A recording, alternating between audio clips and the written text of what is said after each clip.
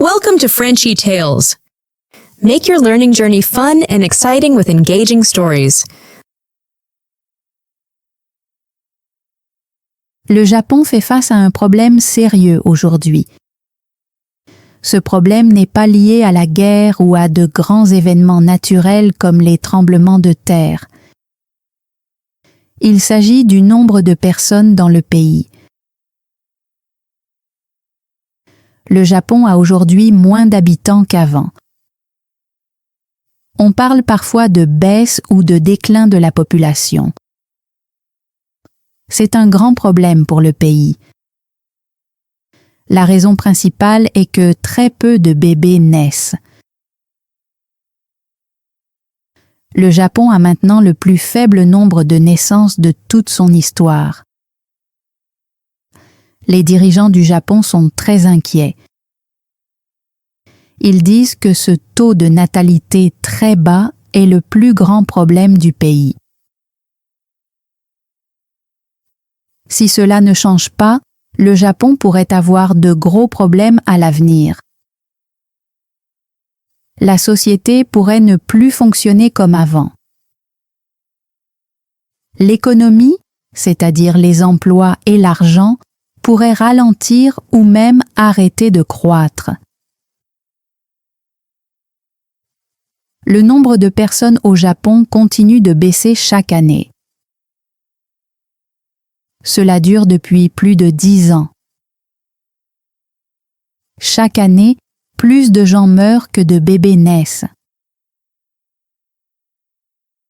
Aujourd'hui, pour chaque bébé qui naît, plus de 2 personnes meurent.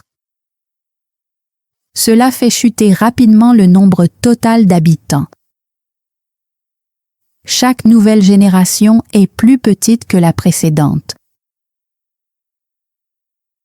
Cette vidéo va parler davantage du problème de population au Japon. Nous allons voir pourquoi il y a de moins en moins de naissances. Nous verrons aussi ce qui se passe quand la population diminue.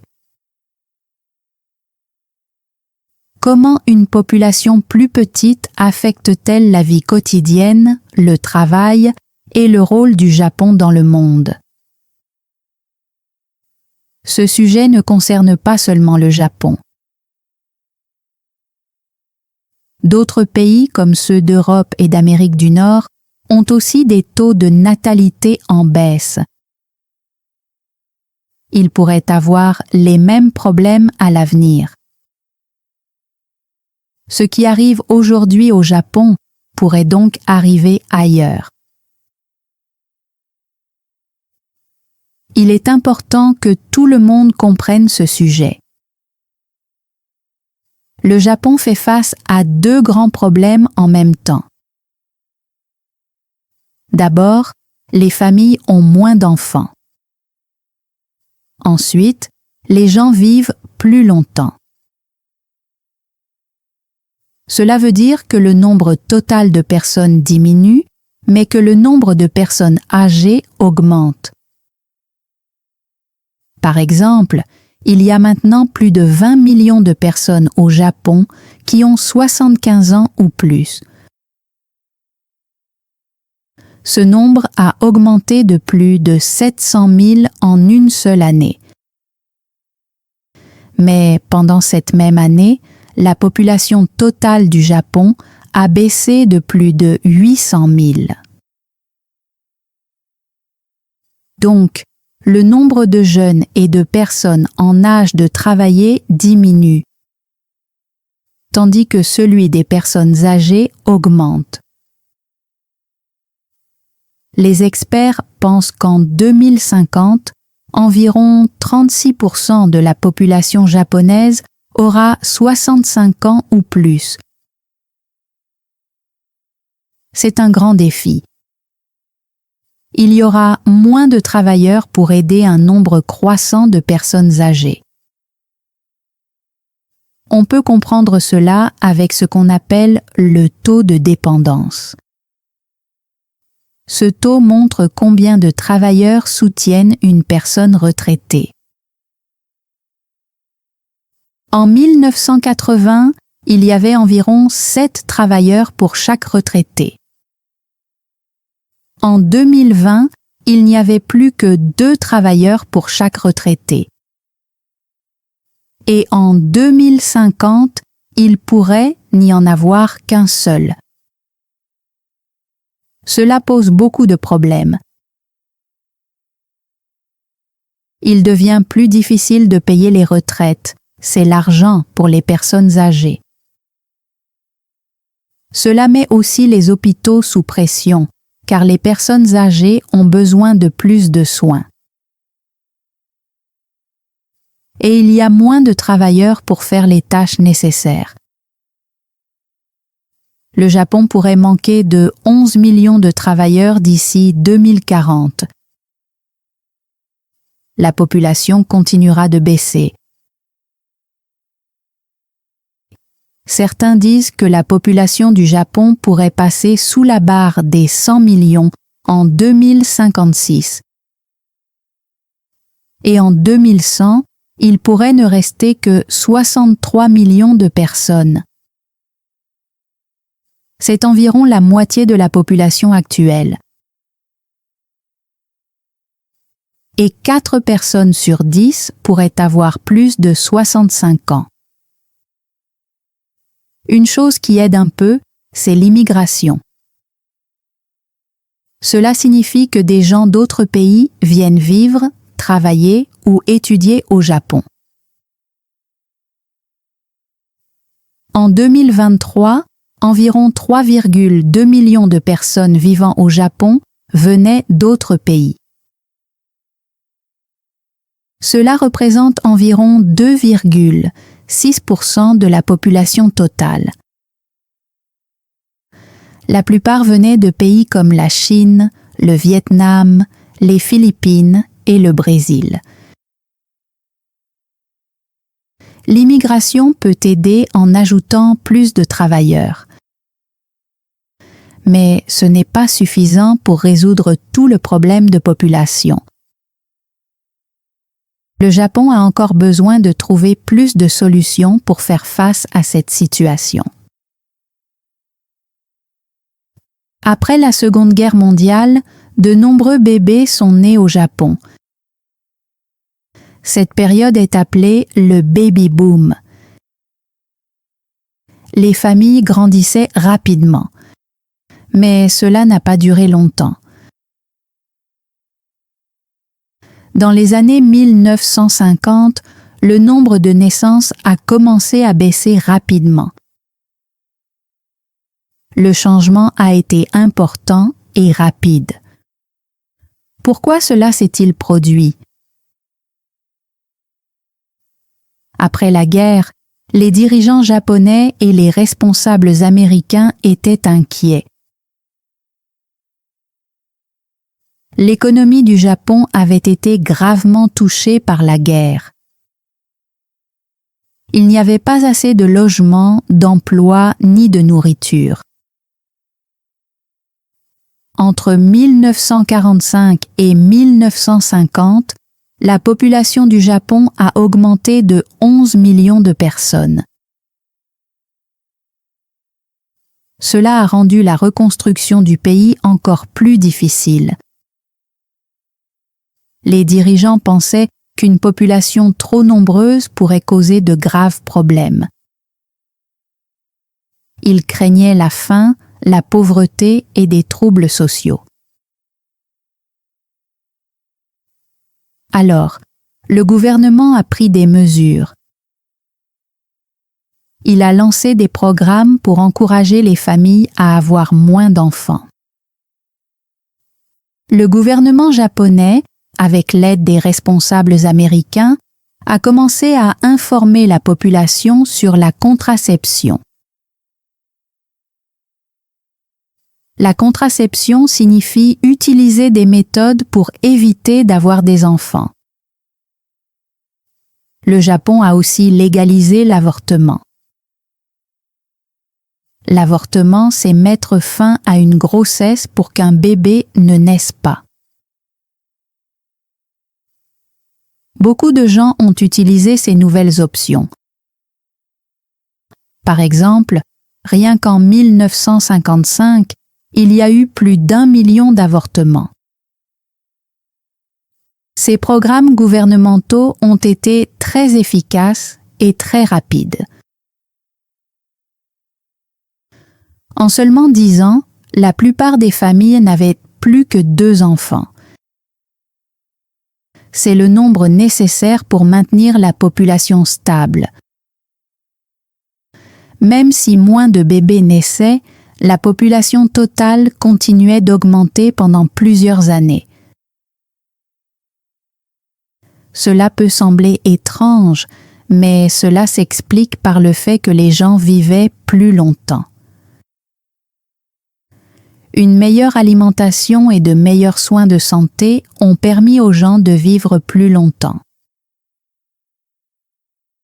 Donc, moins de personnes mouraient jeunes et plus de gens atteignaient un âge avancé. À l'époque, le plan visant à réduire le nombre de naissances semblait être une bonne idée. Après 1973, le nombre de naissances au Japon a recommencé à baisser. Mais cette fois, ce n'était pas à cause des règles du gouvernement.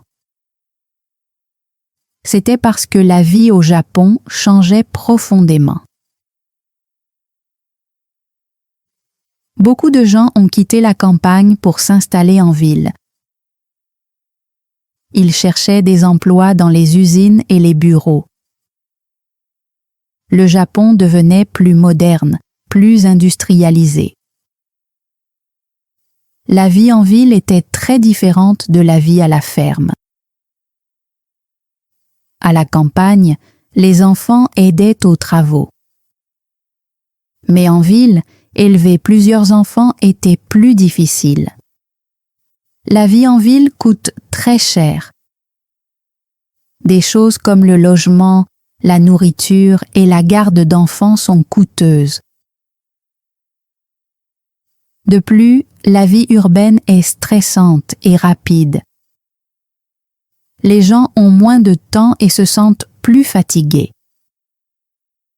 Dans les petites villes, les voisins s'entraident souvent. Mais dans les grandes villes, ce genre d'aide est rare. Cela a rendu l'éducation des enfants plus difficile. On le voit dans les taux de natalité. Tokyo, la plus grande ville, a un taux de natalité très bas. En 2023, les femmes à Tokyo avaient en moyenne seulement 1 enfant et 8 dixièmes. D'autres grandes villes ont aussi de faibles taux de natalité. C'est un grand problème, car environ 92% des Japonais vivent en ville. À la campagne, les taux de natalité sont un peu plus élevés. Des régions comme Kagoshima et Miyazaki ont des taux autour de 1,6 enfants par femme. C'est encore en dessous du seuil de 2, nécessaire pour maintenir la population, mais c'est mieux que dans les villes. Une autre grande raison de la baisse des naissances est la culture du travail au Japon. Les Japonais travaillent souvent de très longues heures. Beaucoup de travailleurs restent tard au bureau pour faire des heures supplémentaires. Parfois, ce travail supplémentaire n'est même pas payé. Les employés pensent qu'ils doivent travailler plus longtemps pour bien paraître et obtenir de meilleures promotions. Cette culture du travail acharné a aidé le Japon à se développer après la guerre, mais elle a aussi créé des problèmes. Les gens ont très peu de temps libre. Ils sont trop fatigués pour fonder une famille. À partir des années 1980, de plus en plus de femmes ont commencé à travailler en dehors de la maison.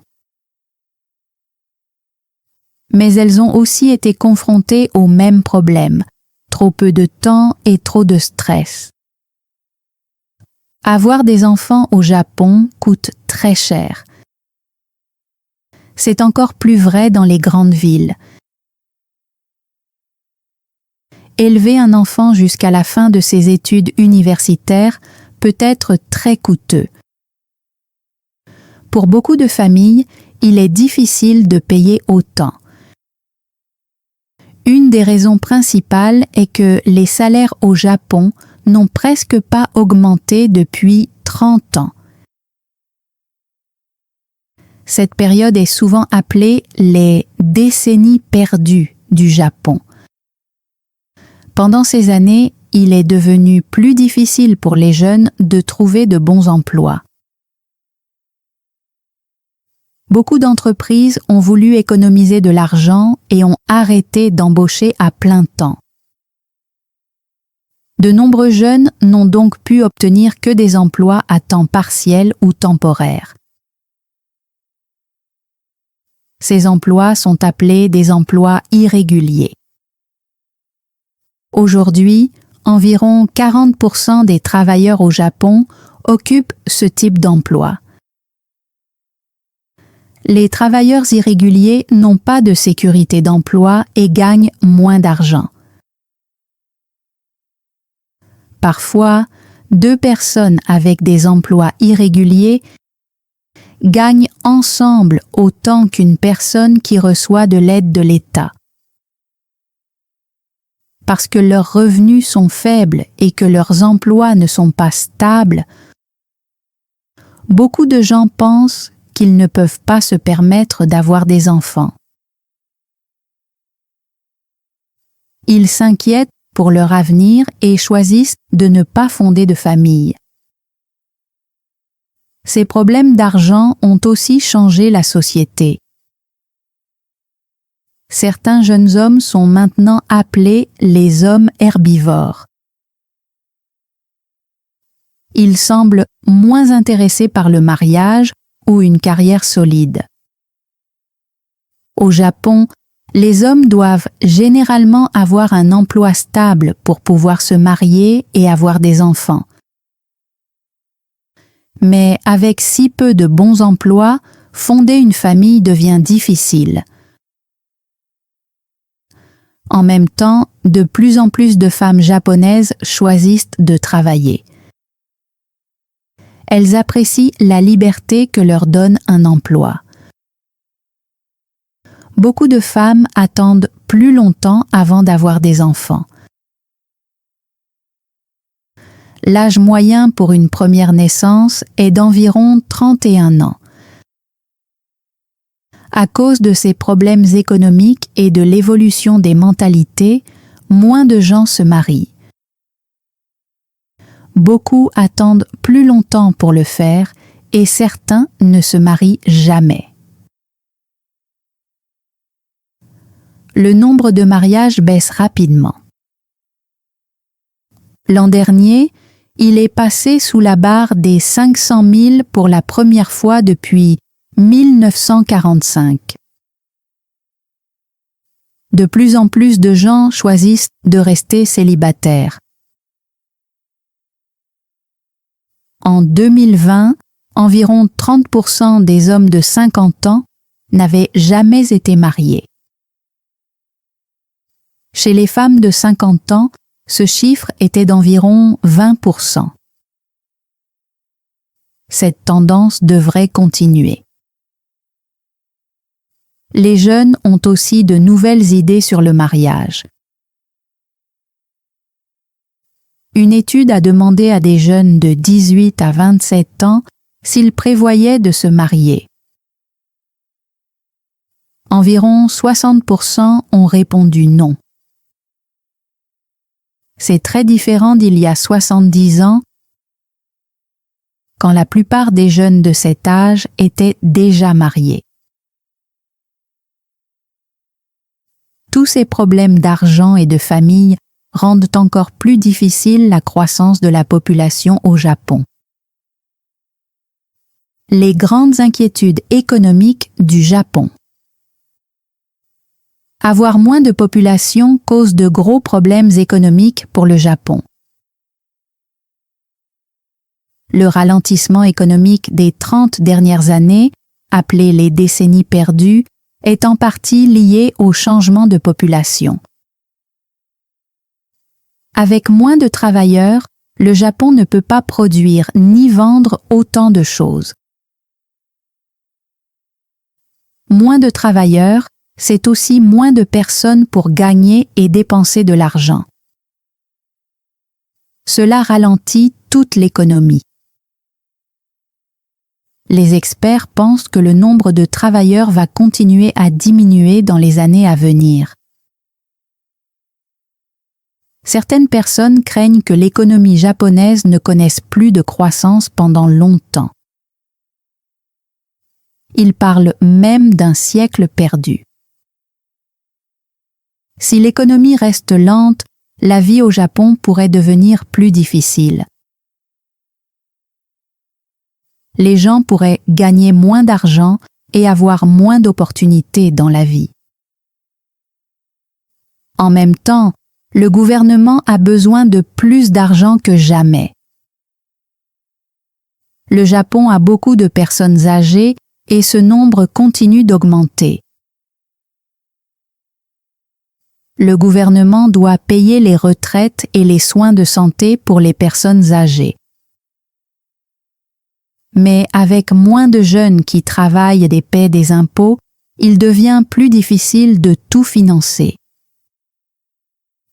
Le Japon a déjà un très gros problème de dette. Le gouvernement doit plus d'argent par rapport à la taille de son économie que n'importe quel autre pays du monde.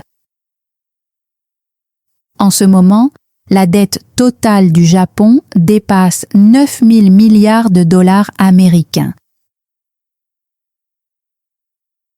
Jusqu'à présent, cette énorme dette ne pose pas de problème majeur. C'est parce que les taux d'intérêt au Japon sont très bas. La Banque du Japon garde les taux proches de zéro pour soutenir l'économie. Cela signifie que le gouvernement ne paie pas beaucoup d'intérêt sur ses prêts. Mais cela pourrait changer à l'avenir. Si les taux d'intérêt augmentent, le gouvernement devra dépenser beaucoup plus d'argent rien que pour payer les intérêts. Cela pourrait causer de gros problèmes comme une hausse des prix au quotidien. Cela pourrait même provoquer une crise de la dette où le gouvernement ne pourrait plus rembourser ses prêts. Le gouvernement devra faire des choix difficiles. Pour payer les soins des personnes âgées et réduire la dette, il pourrait devoir réduire les dépenses. Cela voudrait dire moins d'argent pour les retraites et la santé. Ou alors, il pourrait augmenter les impôts. Cela laisserait moins d'argent aux gens qui travaillent. Les deux choix sont difficiles et ils auront un impact sur la vie des Japonais.